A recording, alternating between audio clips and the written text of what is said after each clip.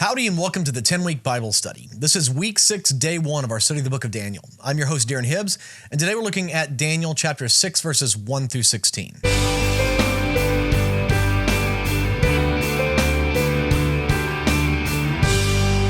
Welcome back to the 10-week Bible study. I am your host, Darren Hibbs, and today we're jumping into chapter 6 of Daniel, where things are going to go awry for Daniel again. This time, not because of some out-of-control, crazy king and his temper problems, but because of the jealousy of others. All right, before we jump into that, would you join me as we pray before we start? Lord, would you open our eyes and our ears to hear what your word has to say to us, God? Speak to us. We want to know you. We want to encounter you from your word. We want to feel your presence, God. Touch our hearts, move us, stir our spirits today to know you more. In Jesus' name we pray. Amen. All right, with that, let's jump into God's word. We'll be reading today from the NIV. This is Daniel chapter 6, starting in verse 1. It pleased Darius to appoint 120 satraps to rule throughout the kingdom, with 3 administrators over them, one of whom was Daniel. The satraps were made accountable to them so that the king might not suffer loss. Now Daniel so distinguished himself among the administrators and the satraps by his exceptional qualities that the king planned to set him over the whole kingdom. At this, the administrators and the satraps tried to find grounds for charges against Daniel in his conduct of government affairs, but they were unable to do so. They could find no corruption in him because he was trustworthy and neither corrupt nor negligent. Finally, these men said, "We will never find any basis for charges against this man Daniel unless it has something to do with the law of his God." All right, pausing right there. This is just so typical, isn't it? This is so normative to our human experience. And, you know, not necessarily being appointed to being in charge of the whole kingdom. Let's look at that first, actually. I mean, Daniel is he's just made of rubber. Nothing sticks onto this guy. He bounces back from everything. Okay, he's already been deported from his life that he knew. His parents were probably killed. He's brought into Babylon, trained in Babylonian language. They tried to influence him to, really want to kind of take on Babylonian culture where he would, worship their gods and all that kind of stuff. He resists that and ends up shining brighter than anybody else and becomes the 3rd highest ruler in 2 different administrations. Now, albeit the second one was for like an hour and a half, that he was the 3rd highest ruler under Belshazzar before he's killed by Darius here. But almost immediately, I mean, we have to understand there's some passage of time here. There's chaos and confusion during this transition. The Persians have come in and they've conquered Babylon. They've taken the city. They're now working on conquering all the lands. I mean, there's some time here, and just the real world chaos that we probably have a hard time imagining what this transition was like. But it was not pretty. It was not pleasant. It was not easy. And somehow in the midst of that, this guy who had just been named the 3rd highest ruler in the kingdom the night that it collapses ends up finding so much favor with the new king that just took over. He's going to be like, "Hey, all of you guys that have been serving me faithfully for all these years, I like him better. He's better at your jobs than you guys are, and I'm putting him in charge." And so word of this amazing promotion gets out. I mean, this is the Lord. This is amazing. Like, this kind of stuff doesn't happen unless God is involved. And if this kind of stuff has happened, some of you may have experienced things like this before. And yes, being good at your job helps. Being smart helps. But no amount of being good at your job or being smart gets you this kind of favor in these kinds of ways. I mean, this is the Lord. You can read all of the books about the people that become billionaires and all. They'll give you their steps to why it happened and how they did it. And I am fully convinced that the people that, the billionaires and the self-made wealthy people like that, it seems like all of their steps, they made mistakes along the way, but they don't cost them near as much as their gains give them. And they end up, just being in the right place at the right time and making the right decisions, enough of the right decisions, and they become fabulously wealthy. And it's like, well, I worked hard and I was in the right place when luck struck and all that kind of stuff. They say those kinds of things, but I'm fully convinced that it's the Lord moving on their life. And it may be, when you look at different billionaires or whatever, it might be like, oh, I don't like the idea of the Lord blessing those people or giving them, that kind of favor. But I mean, it's just all throughout the Bible that the Lord does that kind of stuff without apology, meaning he doesn't ask our opinion about who should be blessed and who should not. And he doesn't really care what we think when he appoints and approves and gives evil people more money and more power and all that kind of stuff. He doesn't really care. He does what he does. And I'm fully convinced that all of the people that sell books on, this is what you can do, you can learn a lot from those. But in the end, when you see people that have lived lives like Daniel, something similar to this, it's the Lord. And if you have experienced, smaller things like this, I mean, this is really big. This is like being in charge of two different kingdoms that hated each other so much that they destroyed one another. Being in charge of two different kingdoms like that I don't know that that's ever really happened. Maybe it has, but Daniel's got to be like one of a handful. Like you could count people like Daniel on one hand that have experienced something like this. It's just fascinating. So I can go on a limb and say no one who's listening to this or watching this now has experienced something on the level of magnitude that Daniel has, but we've all experienced something like this probably, where we've seen the favor of the Lord on our life. We probably haven't seen it as much as we'd like, but you may know a little something about this. You may also know a little something about what came next is the very obvious jealousy that's going to ensue is like, oh my gosh, like this new guy who wasn't even a Babylonian to begin with. He was a Jew, for goodness sake, who their kingdom was conquered. He was brought over here and Nebuchadnezzar put him in charge. And now we've conquered them. And now Darius wants to put him in charge here. Like, I'm just, if you're looking at it from their perspective, beyond just the jealousy, it's like, hey, every place he's at gets destroyed. Why do we want to put him in charge? But Darius sees something amazing in Daniel, and it's going to burn them alive. I mean, can you imagine faithfully serving this king to have the people that you conquered? Like, what if you're the guy that's like, hey, we can conquer Babylon in a night if we go do this and if we do it this way? What if you're that guy, you're his right-hand man that comes up with the plan on how to conquer Babylon in one fell swoop in an evening? And then one of the people that you conquered comes in and Darius is like, I like him a lot. I'm giving him your job. Oh my gosh. I mean, their jealousy is very real, and it's justified. I mean, from a human experience, it's probably justified. Like, I don't know many people who wouldn't at least feel this kind of stuff. When we're in those situations, we're going to feel that. That's normal human nature. Acting on it, that's a different story. Feeling it and acting on it are two different things. I don't know that there's a sin in feeling what they're feeling, this jealousy, but when they act on it, it definitely crosses the line. And you probably know a little something about that as well. Most people have experienced something like this where the jealousy of others because you've done a good job or something's going on, it gets the better of them and they come after you and they use whatever means possible. I pray that you haven't, but more than likely with enough people watching, there's people who have been on the other side of that, where they have been the one who is jealous and then acted on it.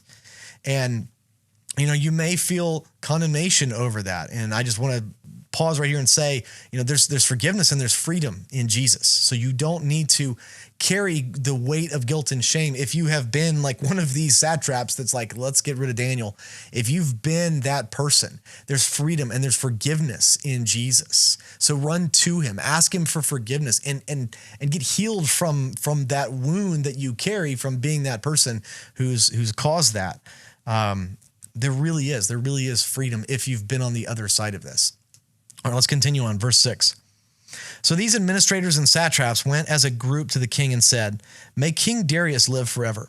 The royal administrators, prefects, satraps, advisors, and governors have all agreed that the king should issue an edict and enforce the decree that anyone who prays to any god or human being during the next 30 days, except to you, your majesty, shall be thrown into the lion's den.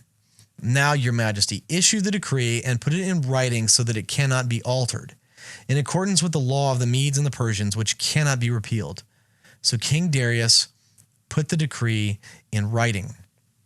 So I read this and I get a little curious about this, because they come to Darius all of a sudden. They're like, hey, for 30 days, we've all decided that no one should be able to pray to anybody, not a god or a human being, except to you. We're going to make you God for a month. And I'm sure Darius is like probably taken by this. He's like, oh my gosh, I love the idea. Who wouldn't want to be God for a day? So I love the idea. I'm all for that. But at the same time, it seems a little funny that he's not, at least sees a little bit of like, well, wait a second, why do I only get to be God for a month? What's the justification? What's the reasoning behind 30 days? Like, why not? Let's make me God forever. I mean, if it's good to be king, why not be good to be God? Let me be God from now on, henceforth. Why 30 days? That just strikes me as something funny that doesn't come up here. Maybe there was some discussion. I always wish that I could be a fly on the wall in some of the biblical stories, because what we get in the Bible really is the Reader's Digest version. This is like condensed down to the most important facts of any story and nothing more. Because if we got the entire history, the entire story, all the commentary that went along with just this one decision, it could probably fill volumes all by itself. I mean, people have wrote books as big or bigger than the Bible over small situations in the midst of human history, that were less dramatic than this. Like, you could fill a lot of words. So I love like thinking, what was this really like? What were all of the things they were thinking and the machinations that were going on in the midst of this? But in the end, this is what's decided. And so he signs it. And we get a little window into how the Persians felt about things is once the king signed this edict, even he is not allowed to retract it. And the Persians, just their system of government, we see a little bit here that it's a little bit different from the Babylonians. And in the end, as we're reading Daniel, trying to make sense of Daniel, it doesn't really matter what their governmental systems were like. I mean, they were different and they're different from ours, but the Persians, they had a little bit more of like a shared governance. There was definitely, the king, but there was a little bit more of kind of like maybe like a Senate kind of thing. Not really, but a little bit more of a shared governance than the Babylonians, where Nebuchadnezzar is kind of all powerful. Darius is still kind of all powerful, but he also still has to kind of talk and deal with the aristocracy here. But he's powerful enough that the aristocracy don't have a say in like, we don't like Daniel. Don't make Daniel second in charge. So there is this weird stratification of leadership in their governance. But we see here that there is a precedent that even Darius is not allowed to undo this edict. Nebuchadnezzar could. Nebuchadnezzar made he said all this stuff, and then it went the other way, and he's like, anybody who speaks against them, kill them and burn their houses to cinder. So he could undo things. Darius can't. That's an important point for this. Verse 10. Now when Daniel learned that the decree had been published, he went home to his upstairs room where the windows opened toward Jerusalem. 3 times a day he got down on his knees and prayed, giving thanks to his God, just as he had done before. Then these men went as a group and found Daniel praying and asking God for help. So they went to the king and spoke to him about his royal decree. Did you not publish a decree that during the next 30 days, anyone who prays to any god or human being except you, your majesty, would be thrown into the lion's den? The king answered, the decree stands in accordance with the law of the Medes and the Persians, which cannot be repealed. Verse 13, then they said to the king, Daniel, who is one of the exiles from Judah, pays no attention to you, your majesty, or to the decree you put in writing. He still prays 3 times a day. When the king heard this, he was greatly distressed. He was determined to rescue Daniel and make every effort until sundown to save him. So, unlike Nebuchadnezzar with Shadrach, Meshach, and Abed-nego, he's furious that they don't bow to their his God, Darius immediately is like, oh, he feels the weight. He's like, he probably instantly realized, oh my gosh, this whole thing was a ruse to get Daniel. He wasn't thinking about it. He loves Daniel. He likes Daniel. He probably knows that Daniel prays to his Hebrew God. And he never put two and two together that the whole point of this edict, why they came to him, was so they could trap Daniel. He sees right through their jealousy. He sees right through all of it. But then he realizes, I cannot undo this. And so all day he's like looking for some way. He's looking for a loophole. He's probably got all of his legal, assistants and all these experts. What can we do and still obey this legal system, this structure that we've created for ourselves? We don't want to undo it for Daniel. But what can I do? What loophole can I find? How can I get him out of this? And he looks and he's searching and he can't find any way to get Daniel out of this. So, verse 15, the men went as a group to the king Darius and said to him, remember, your majesty, that according to the law of the Medes and the Persians, no decree or edict the king issues can be changed. So the king gave the order, and they brought Daniel and threw him into the lion's den. The king said to Daniel, may your God, whom you serve continually, rescue you. So Darius, he can't do anything to stop this. They remind him of that. They come to him and like, time is up, boss. You've got to act on this. And Darius reluctantly says, okay. And he gives the order to have Daniel thrown in the lion's den. But he goes and he tells him, almost like, I'm sorry. I'm so sorry. May the Lord whom you serve protect you. What an amazing thing. Like, he realizes the folly in all of what's been done here. This edict is nonsense. And his only hope here is, Daniel, I hope that this God you serve continually. I love how he says that. Daniel's religion is not something that he does once a week or even 3 times a day. Like this prayer 3 times a day. That's not who Daniel is. Darius says it himself. May the God whom you serve continuously. The Spirit is inside Daniel. He is serving him all the time. It's who he is. He cannot be divorced from his relationship to God. We need more of that today. We need politicians who aren't Christians because they go to church on Sunday and then vote however they feel or do whatever they want. We don't need people that work jobs and live lives who go to church on Sunday and sit in the pew for an hour and then just do whatever they want the rest of the week. We need people who serve God continuously. One of the things I find fascinating here is earlier on in the book of Daniel, we see Daniel acting with tact and wisdom and trying to diffuse the issues that are arising that are going to cause his downfall. And here we see Daniel doing just the opposite. It's almost like he doesn't care. I mean, he could have left his windows closed. He could have prayed in a closet. Apparently this was what he did all the time, as he opened the doors or the kind of the shutters to his window and faced Jerusalem and prayed. And I'm sure he's in the middle of the city here where everyone can walk by, or at least all of the officials can walk by and see his house. And he's opening these windows all the time and praying toward Jerusalem. And he decides not to close those windows. He decides to continue doing the same exact thing in rebellion against this decree. He knows why they've done it. He knows it's because these other people are jealous of what the king is going to do with him.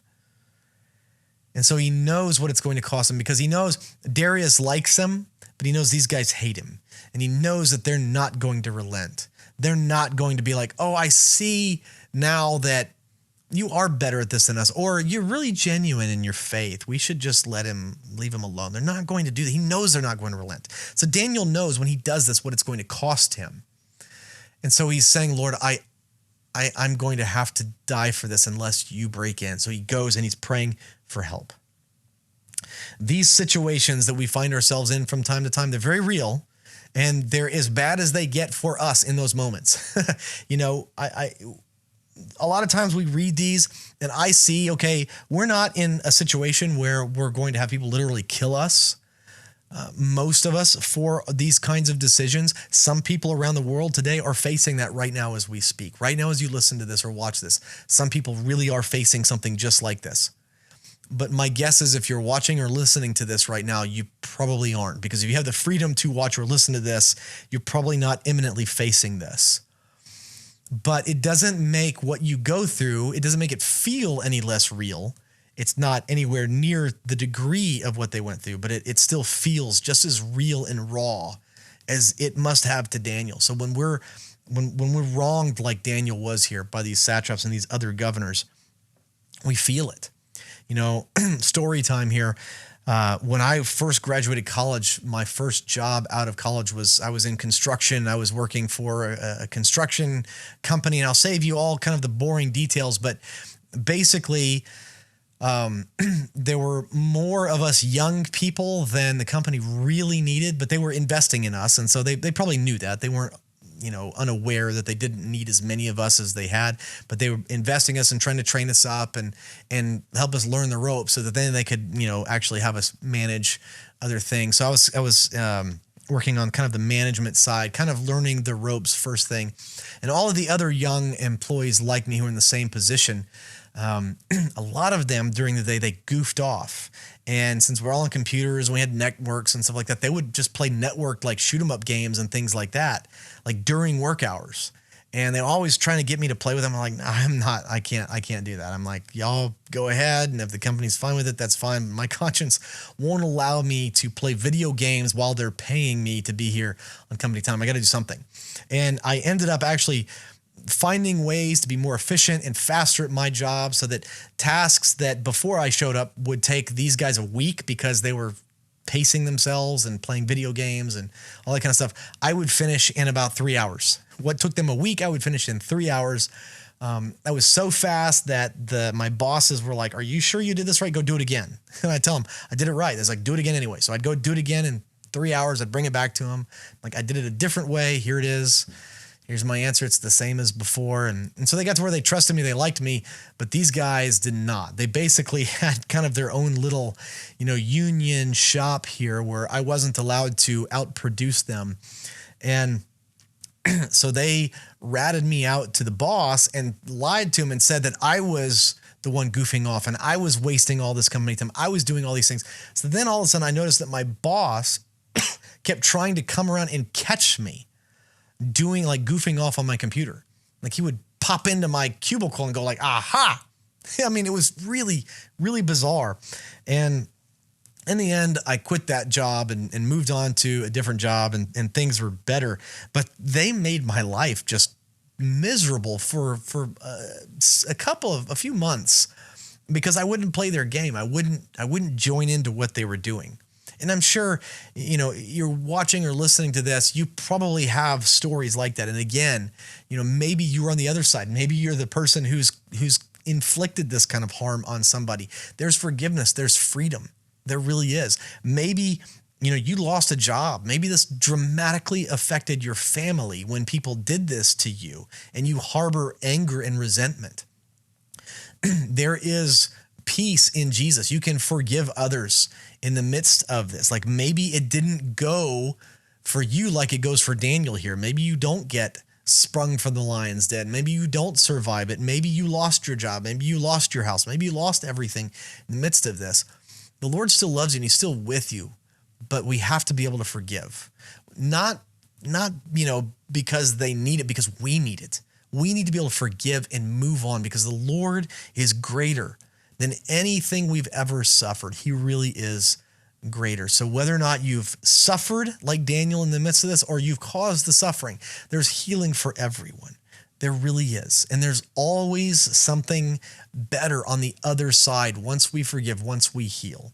So I encourage you, if you've experienced either side of that, throw your heart, throw all of your cares into the Lord. He really will forgive you and heal you and give you an even better future on the other side. It may not, maybe you were a millionaire and you lost everything because of something like this. I'm not going to promise you're going to be a millionaire again, but the Lord can meet all of your needs and give you joy in life again. He really can. All right. For the 10-week Bible study, that's the end for today. I'm your host, Darren Hibbs, and I can't wait to see you next time.